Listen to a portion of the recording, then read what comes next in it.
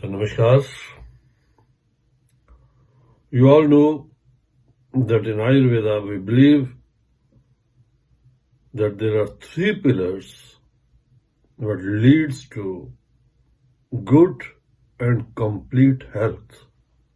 These three pillars are food, sleep, and third one is Brahmacharya, celibacy. So these three pillars are equally important in Ayurveda to have successful and complete health. We'll speak on food and sleep some other time, but today we are going to discuss about celibacy, Brahmacharya, celibacy. So this concept, how we can practice, why it should be practiced, and what is the logic behind. So I will try to make you that clear. So celibacy is abstinence, refraining one's mind and body from indulgence in the sex or sex matters. It's a very difficult question for a common person to practice celibacy in his life. But Ayurveda tells that one can follow abstinence at certain levels. Certain levels, for example, that students or young children, they should refrain from sex. Till 18, it's better not to indulge in sexual activities. And old people after age of 75 is also not recommended. Then people, they should be avoiding sex on auspicious days, religious days, and in menstruation. So there are so many methods that you can commit yourself to be away from this type of activities. So that is practicing Brahmacharya, practicing celibacy at certain level. So it's to refrain from sex totally. It's very difficult for a common person. Only persons, those who are spiritually very much into spiritualism, they have trained their mind, they have controlled their senses, so they can get success into it. But for a common person, it's very difficult. That's why we say that this should be done at a certain level, whatsoever it's possible. So what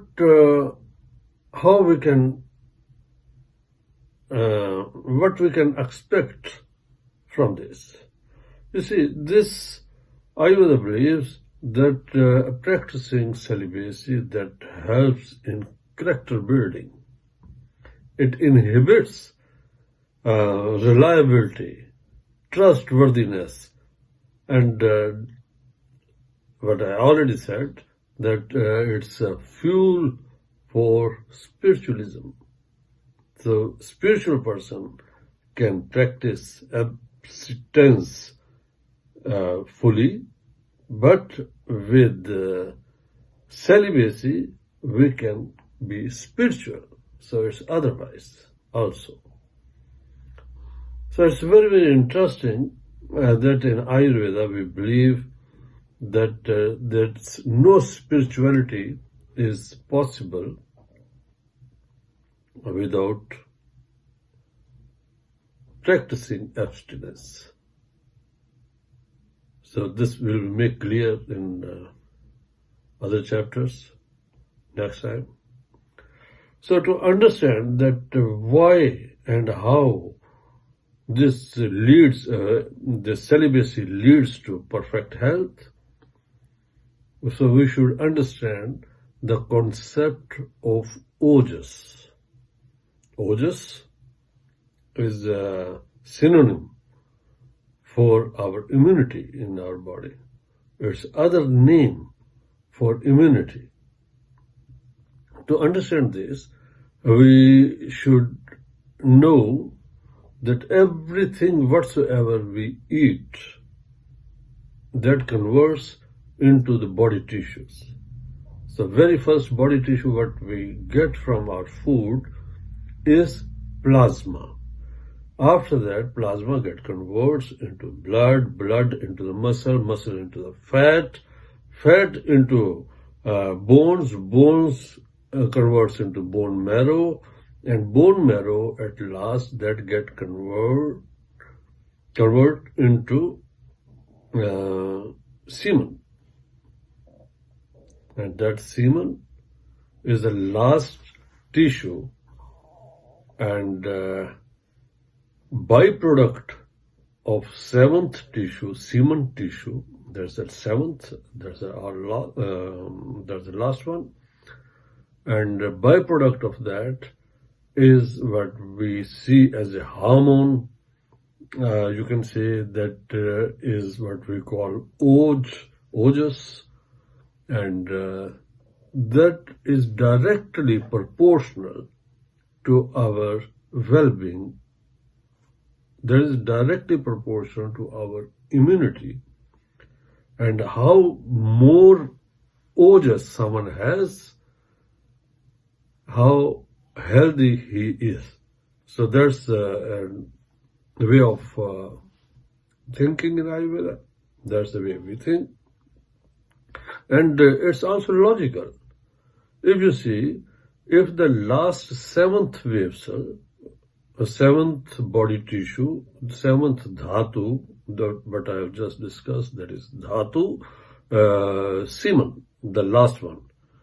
If that is much more in quantity, of course we are going to have more ojas. That is immunity. And if you have got less semen, if you are wasting your semen for pleasure, for worldly pleasures, so you have less oj.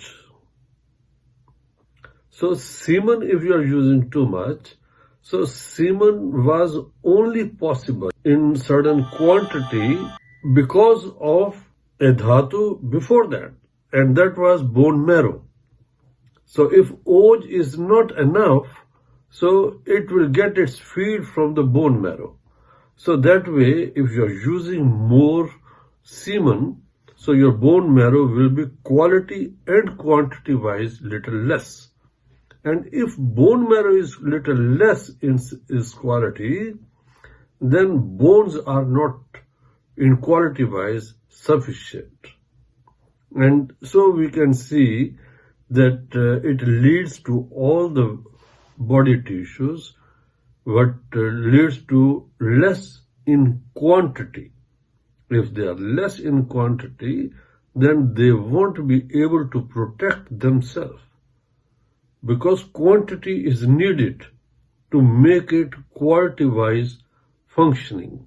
So functioning quality-wise is only possible if quantity-wise it's okay.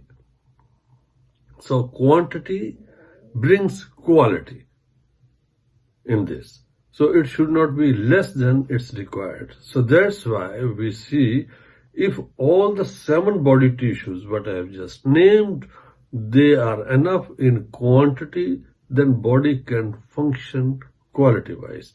So that's why the last body tissue, what I said, semen, if that is being wasted, if that is overused, that if you are spending that unnecessarily, so then you have got effect on all the body tissues that will lead to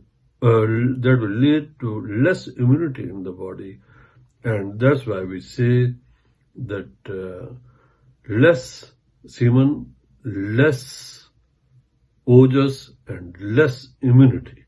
So increase immunity, we have to increase ojas, and ojas can be increased only if your semen is preserved. So preserving semen is a technique.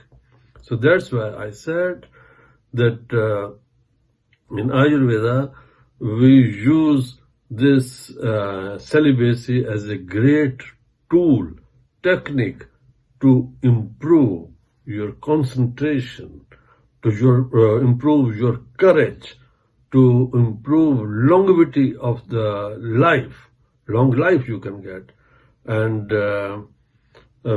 positive attitude. Because how come that someone has positive attitude? That is only from inside. If you are healthy, if all the body tissues are quantity-wise okay, and they are functioning quality-wise, then we can see that person is healthy and able to fight against the diseases. So that's why immunity, that is against the diseases, to fight, that we can fight against the diseases, that capacity you gain with celibacy. So celibacy, what I already said, is difficult to practice, but one with this knowledge, he should help himself to maintain celibacy, to practice celibacy at a level, at a specific level, that he can always preserve his semen. So how to develop that?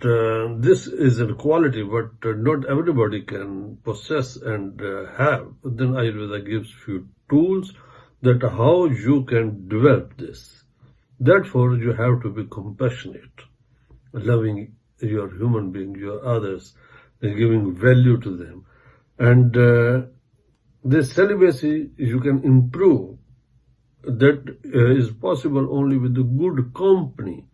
If you have good friends, good company, with same thoughts they are living. So this helps to improve that. So if you have got spiritual guru, spiritual master, that he who shows you the way to spiritualism, that how not to be busy with the worldly pleasure. And this is one of the very, very important things what I'm going to tell you, that this is the best tool. This celibacy is the best tool and technique to improve concentration of your mind. So you see, in young age, let's say that after 15 of your age, a person is so much involved in the worldly pleasure, so all the concentration goes to worldly pleasure, that is sex and sexual involvement.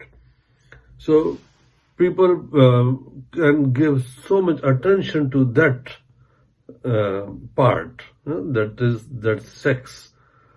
So if they are giving more attention to that, then other issues are not being given full attention. So if, as a student, then you can concentrate on the studies. You can't concentrate on your career because your mind is most of the time busy with that. So if you have got knowledge, if you have got good company, if you are compassionate, if you are reading good literature, so these are the techniques to develop the celibacy in your life. So then Ayurveda suggests a few food and herbs to improve this celibacy, that how you can practice celibacy successfully. So there are foods, there should not be stimulant foods. Stimulant food is just like alcohol, tobacco, and this meat, all sattvic food should be taken, not tamasic food. Somewhere in coming lectures, we will explain what is sattvic food, what is tamasic food. So sattvic food, that gives you good thoughts, positive ideas, to be busy with good deeds, to be more compassionate, to be more loving for yourself and for your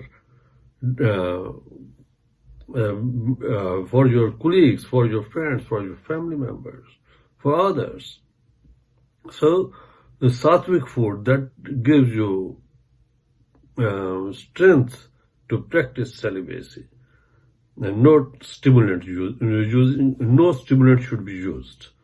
So there are herbs also that are stimulants. So that's why a lot of sattvic saints or sattvic people, monks, they don't take even herbs, very spicy food.